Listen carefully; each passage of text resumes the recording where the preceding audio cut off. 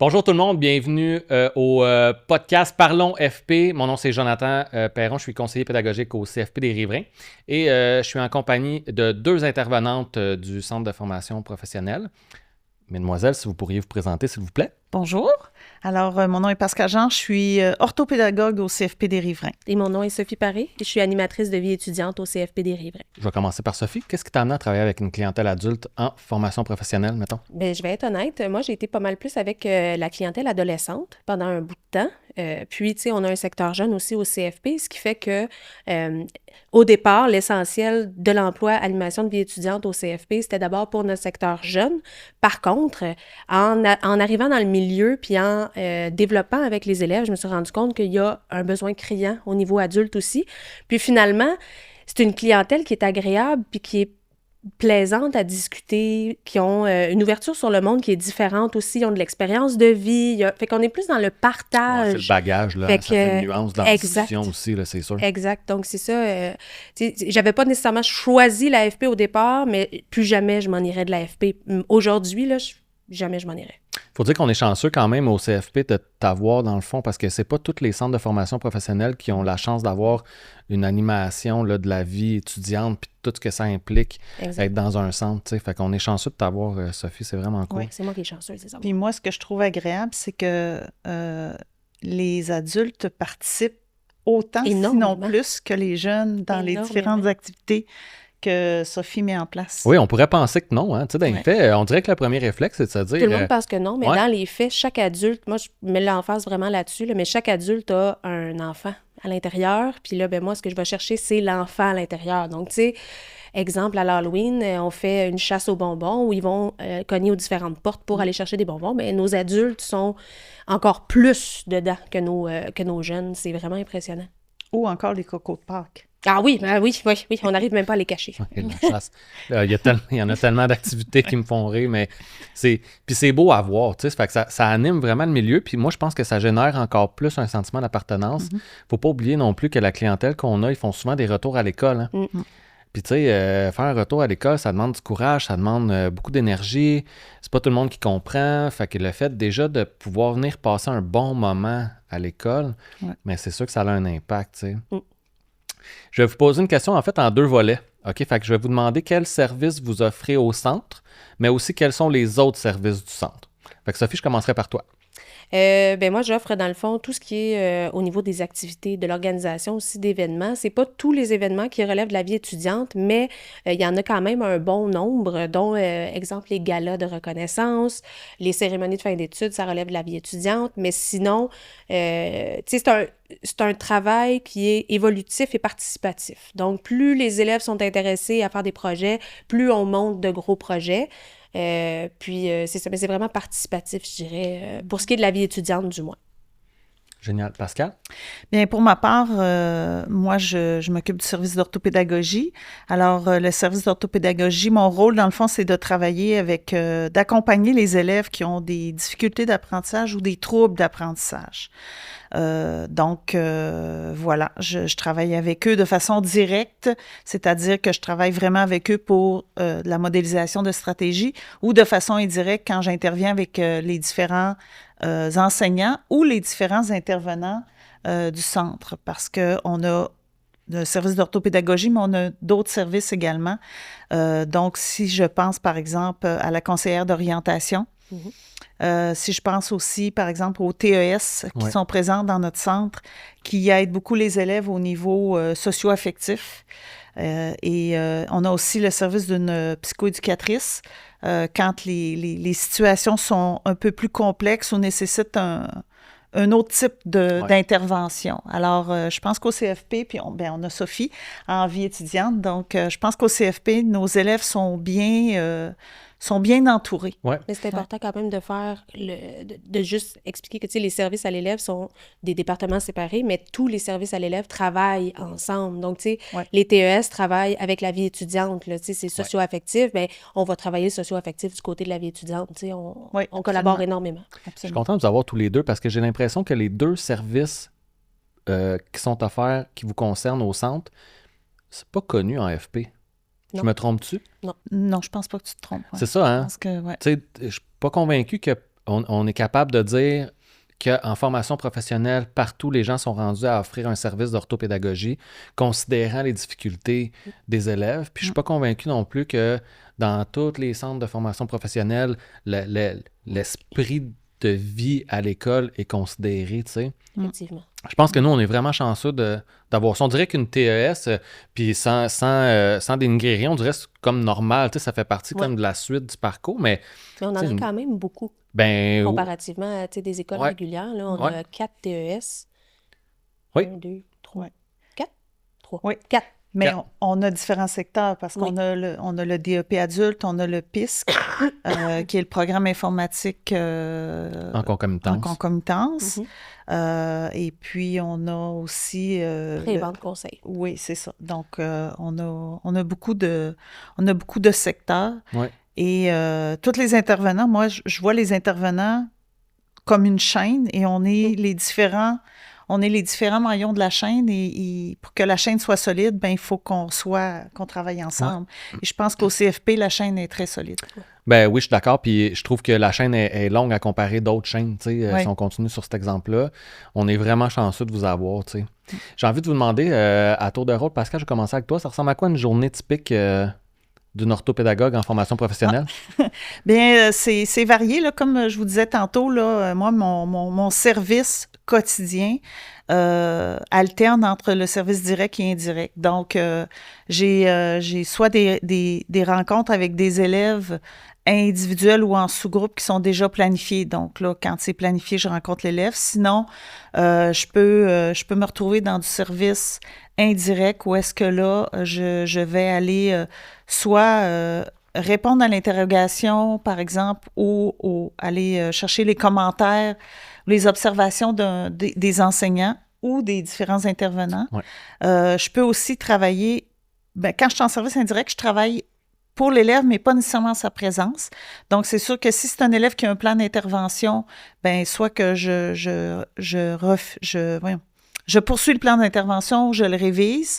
Et puis, ça peut être aussi le soutien avec les aides techno. Donc, tout l'accompagnement que je peux offrir au niveau de la modélisation des stratégies d'organisation, d'apprentissage, de mémorisation. Ouais.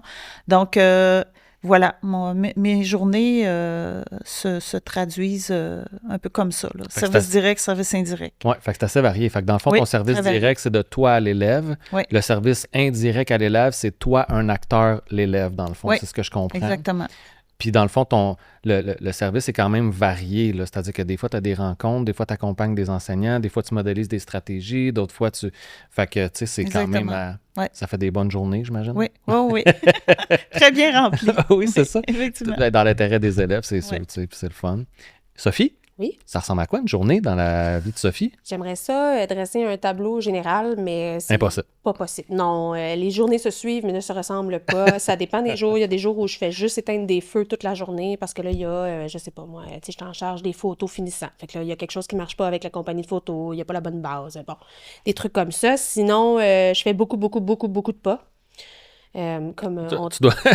on taquinait tantôt, on disait mes podomètres, ils ont tous brûlé là, parce que je me promène. Ouais. Si on posait la question aux élèves, les élèves répondraient « je le sais pas, mais elle se promène dans les corridors ». La réalité, en fait, c'est que je me promène beaucoup, mais pour bâtir nos projets, dans le fond, parce que j'ai plusieurs mandats. J'ai aussi le mandat de l'accueil aux élèves internationaux. Ouais. Donc ça, c'est un mandat qui est quand même très prenant puis que j'aime particulièrement. Ce qui fait que, tu sais, je vais être dans l'indirect aussi dans le temps de classe parce que les élèves sont en classe. Moi, ce que je fais, c'est que là, je vais monter mes dossiers gala, mes dossiers cérémonie, tu sais, tout ce qui a rapport avec ça.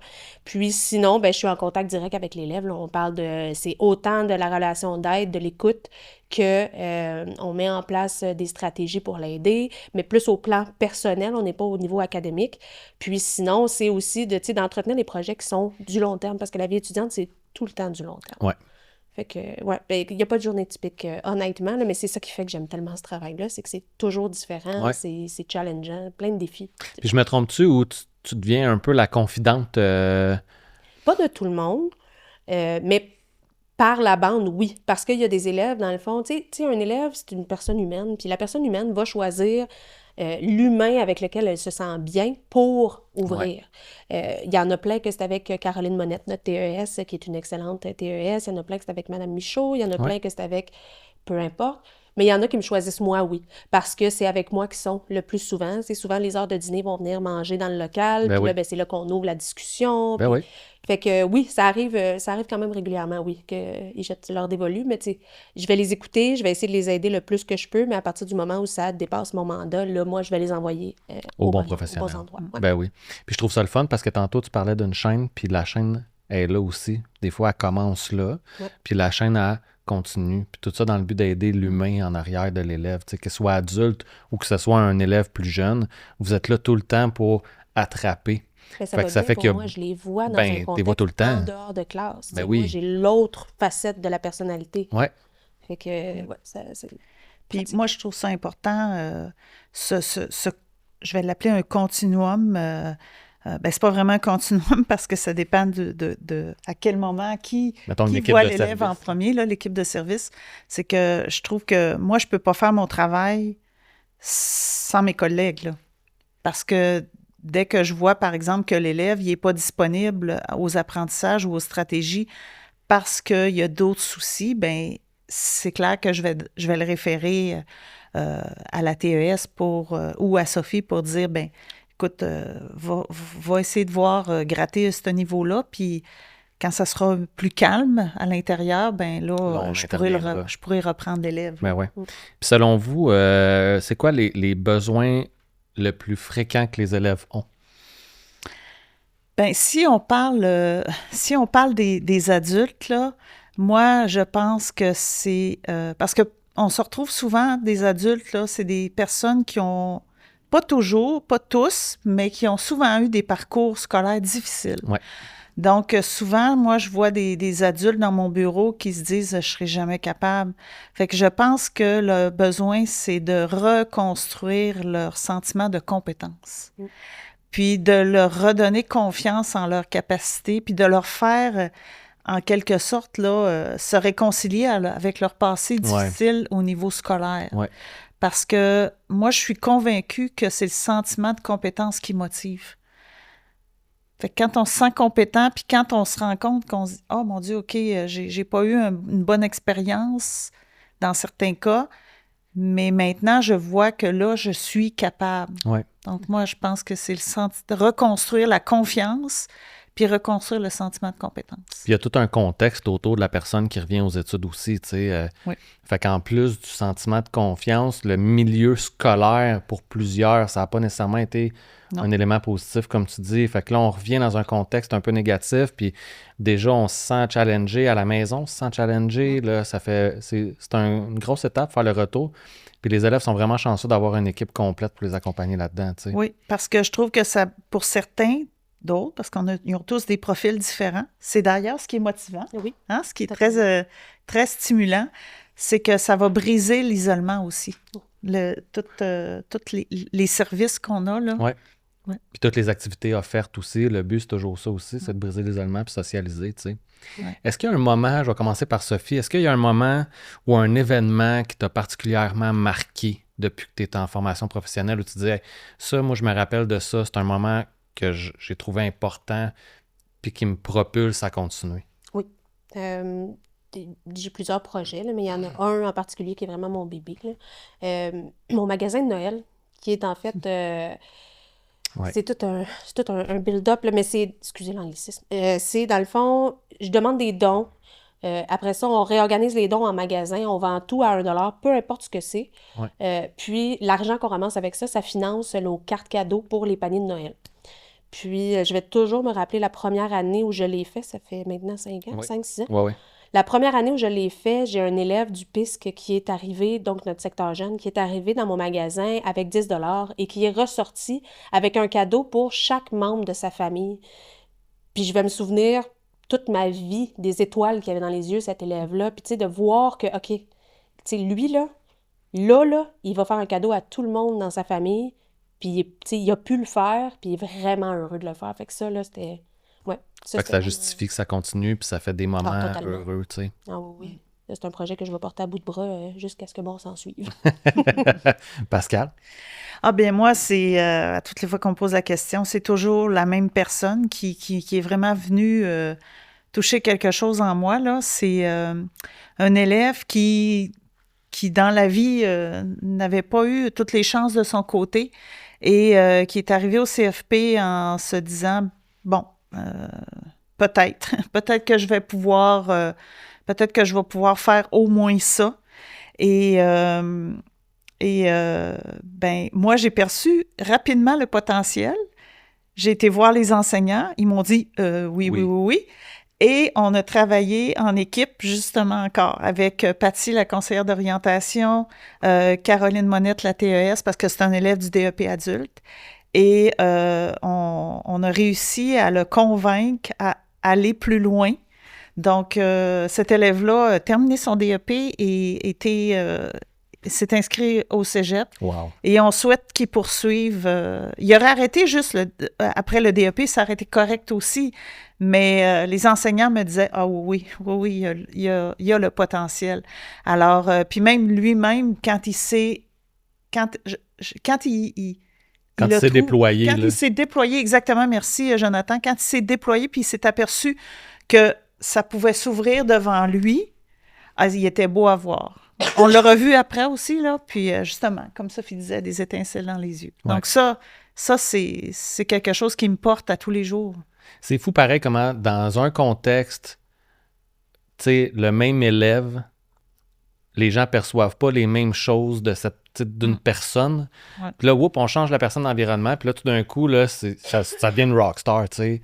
Ouais. Ça, c'est magique, c'est beau à voir aussi. Qu'est-ce qui vous passionne le plus dans votre travail, mettons, Sophie? Les humains. Les humains? Oui. Surprise? Je peux pas répondre à autre chose, c'est vraiment les humains. Ouais.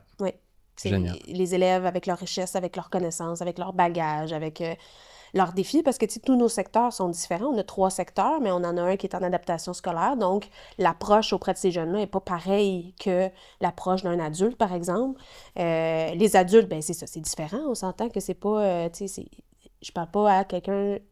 Moi, je me vois pas comme ayant de l'autorité nécessairement face aux adultes. De toute façon, mon travail, c'est pas une job d'autorité non plus, là. Puis, tu sais, notre secteur jeune, qui se trouve à être, dans le fond, un secteur où les jeunes sont privilégiés d'être présents, mais c'est un cursus qui est quand même dense et lourd, tu sais, fait qu'ils ont besoin, eux autres, juste de, tu sais, laisser lâcher un peu la pression, tu sais. Okay. Ouais. Génial. Pascal? Ben moi, c'est les humains aussi, mais dans l'aspect de les voir dépasser leurs limites. Ben pas leurs limites, dépasser. Ils se sont fixés. Oui, atteindre leurs défis et les voir réussir. Moi, c'est encore, on en parlait tantôt avant que ça commence, lors de la dernière cérémonie de remise de diplôme, j'ai revu une élève qui avait beaucoup de difficultés au départ, puis là, elle avait gradué, puis elle était vraiment très belle à voir, là. Donc, moi, être témoin de leur évolution puis de leur réussite, c'est ce qui me porte également tous les jours. Ouais. Génial. Puis, selon vous, là, toutes les activités qu'on parle depuis tantôt, ces éléments-là, là, quelle place ça prend dans la motivation des élèves à poursuivre puis à rester jusqu'au bout? Ben moi, je pense que c'est essentiel parce que si on se sent bien dans un milieu, si on va avoir le goût de venir le matin, puis on va être plus disponible à apprendre. Ben, ça, c'est mon point de vue au niveau du service. Mais même humain... Mais je peux... écoute, moi aussi, je peux vendre ma job. Là. La vie étudiante, c'est nécessaire. Mais dans les faits, oui. Je sais qu'on a gagné à certains moments l'admission ou l'adhésion, en fait, de certaines personnes parce que la différence qu'ils ont vue dans les différents CFP, c'était justement la vie étudiante. Puis quand ils sont rentrés dans le local de la vie étudiante, ils ont fait « Oh, wow, OK, on peut. » Tu sais, il y a une place pour nous. J'ai eu ce genre de témoignage-là plus qu'une fois, fait que c'est pour ça que je le nomme. Mais sinon, je pense que ça fait... Ils s'en doutent pas au début, quand ils arrivent. Puis finalement... ne serait-ce que le vendredi matin, ben, tu sais, je danse à tous les vendredis matins parce que c'est vendredi. Puis, ben, les élèves, tu sais, au début, ils me regardent, puis là, tu sais, ils se cachent pour rire. Puis là, je leur dis, mais cache-toi pas, tu sais, je le fais pour faire ta journée, te faire sourire. Puis finalement, ben maintenant, si je le fais pas, ben il me cherche. Et où Sophie? Comment ça, elle danse pas? Est-ce que, tu sais, moi, j'ai toujours pensé que l'école, c'est un milieu de vie. Apprendre à l'école, c'est une chose, je veux dire, tu as un objectif d'aller à l'école, mais c'est un milieu de vie. Donc, dans un milieu de vie, il y a de la socialisation, il y a des gens qui sont là, il y a des modèles qui sont là pour aider. Puis je trouve que vous l'incarnez tellement bien. Si, pour conclure, mettons, est-ce qu'il y aurait quel message vous auriez pour un élève qui hésite à aller en formation professionnelle, mettons? Bien, moi, je vous dirais, au CFP des Riverains, on vous attend. Puis on est va une vous belle aider, nous équipe. Ouais. On est une belle équipe. Puis je pense qu'on entoure bien, les élèves. Ouais. On travaille avec eux pour leur réussite. Sophie? Ben moi, je leur dirais simplement qu'il ne faut pas hésiter. On a juste une vie, puis il faut aller au bout de nos aspirations puis de nos rêves. Puis c'est tellement un milieu accueillant et soutenant que faire le plongeon puis se relancer dans les études, ben il n'y a pas de honte puis il n'y a pas de mal à ça, Non. au contraire. Fait, n'hésitez pas, plongez, il faut. Oui, puis je tiens à dire aussi que si vous vous questionnez, il y a possibilité d'être étudiant d'un jour. Ouais. Donc, je pense que ça serait... Vous pouvez appeler au CFP des Riverains puis dire, ben moi, je serais intéressée dans par tel DEP, tel programme. Est-ce que je pourrais faire une visite, être étudiant d'un jour? Oui, venez faire un tour, venez voir le milieu, puis on va vous montrer ce qu'on fait. Oui. Mesdemoiselles, merci. Pascal, merci à toi. Merci pour ce que tu fais. Merci pour ton engagement. Merci pour toute l'énergie que tu déploies à aider des gens qui ont des difficultés. Sophie, bravo 1000 fois pour ta personnalité éclatée, pour le plaisir que tu donnes aux élèves, pour leur sentiment d'appartenance augmenté. Bravo pour tout ce que tu fais. On est vraiment chanceux de vous avoir. Merci beaucoup. Merci les filles. Merci. Merci.